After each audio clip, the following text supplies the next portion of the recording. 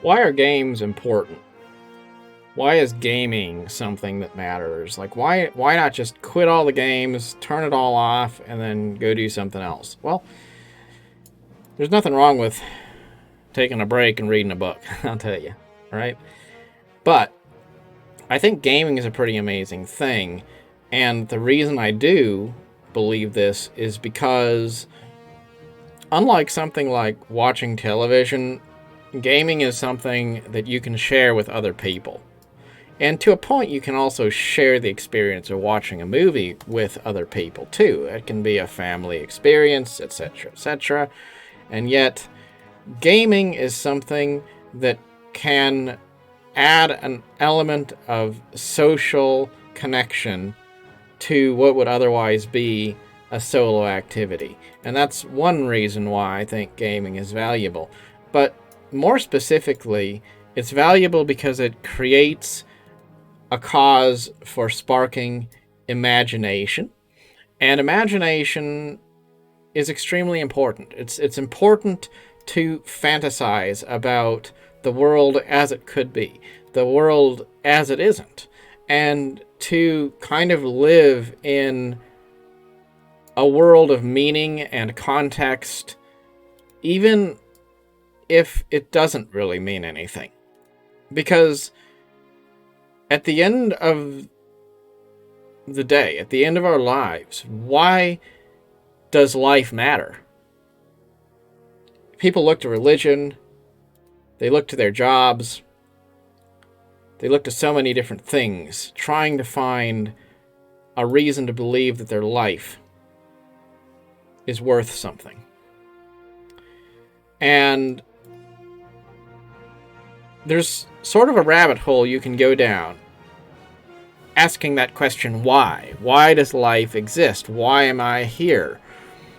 And you might say, okay, I'm here for work because I need to do a good job and I need to make money and I need to get a better car and a bigger house and I need to raise kids and have a family. We have all these different things we look to.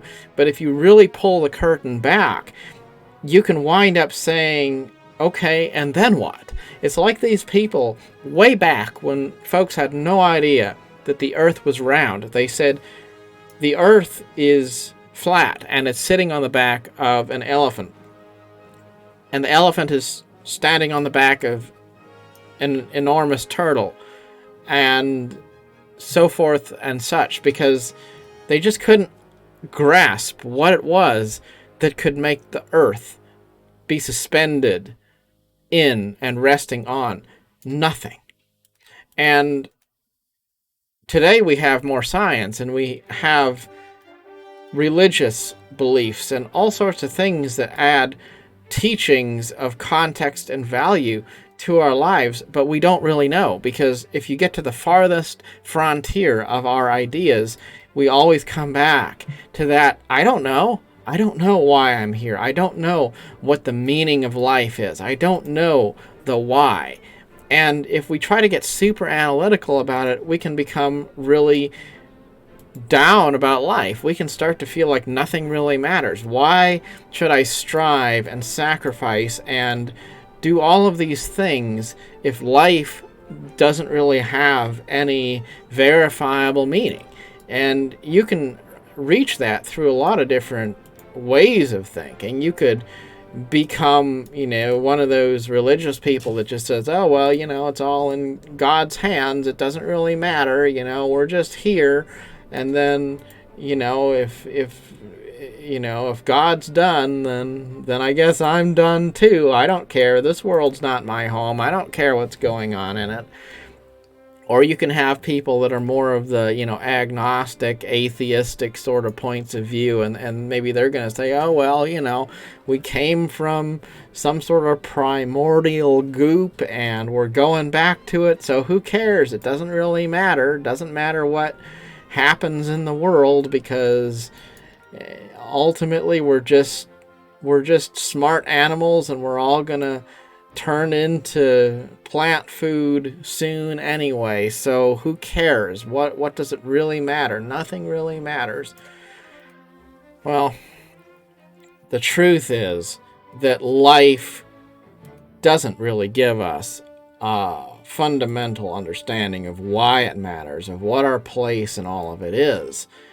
And that's part of what makes life have purpose, that we continue to ask these questions. We continue to say we don't know why, and we want to know more about why. And we want future generations to be able to continue asking that question too. But what about now? What is the best way for us to have a sense of wonder and excitement about life and positivity in the face of adversity and reason to go on and to keep on striving even when we don't necessarily have all the answers? And to go full circle and get back to this gaming concept, you got to look at life kind of like a game, that you're there to have fun, you're there to enjoy it, you're there to try to get ahead in it. You're there to not really take it too seriously necessarily. But then when you are engaging with all of these ideas of interesting content out there, you want to have an open mind, to be excited by these things, to have this idea of boundless, amazing worlds that are just there to be discovered, and to have that sense of an explorer, even in a world where sometimes it doesn't feel like life is a fantastic journey of discovery.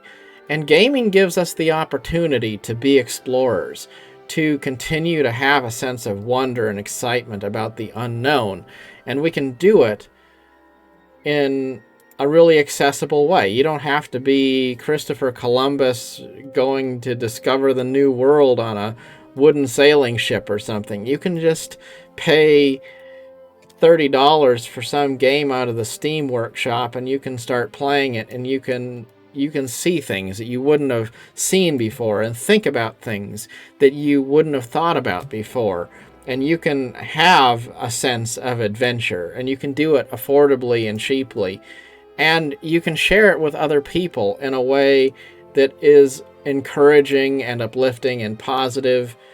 And so I think that in a world where we often struggle to find a sense of purpose and meaning, and we can sometimes feel lost, gaming is a really great way to not just distract from life's unsettling questions, but in a way perhaps dive a little bit more into our psyche to try to figure out how we can know ourselves better.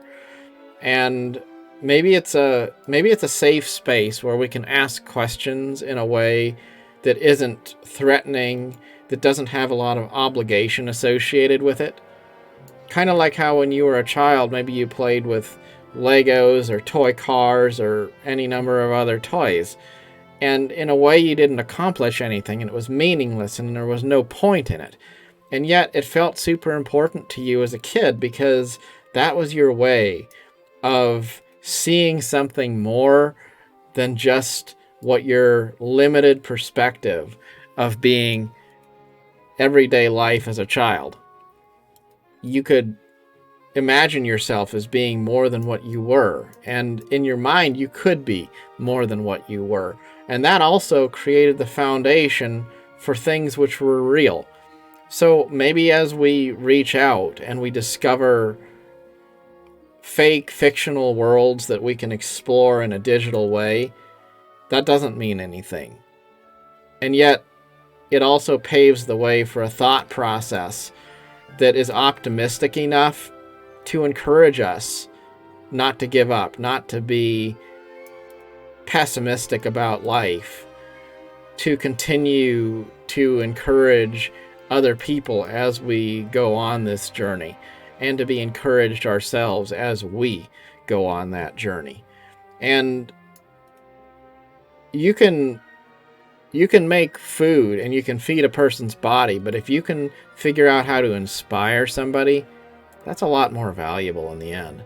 Because a person who's inspired can inspire others, and inspired people can do a lot of things that folks who feel like life isn't really worth much, they don't really reach. They don't really do very much. But people who believe that life is an amazing thing, they tend to be an unstoppable force. And even if they don't accomplish a lot, they make other people feel more accomplished. They encourage others to accomplish more. And, I'll close with this thought, that a light from a candle loses nothing by lighting another candle. And I think that's something we can do as a community of people in the age of the internet. We can find ways to encourage each other using silly things in a kind of a serious way to make ourselves and others remember that no matter how soul depleting sometimes life can feel, we always have it within our power to see it as a grand adventure. Thank you very much. Good.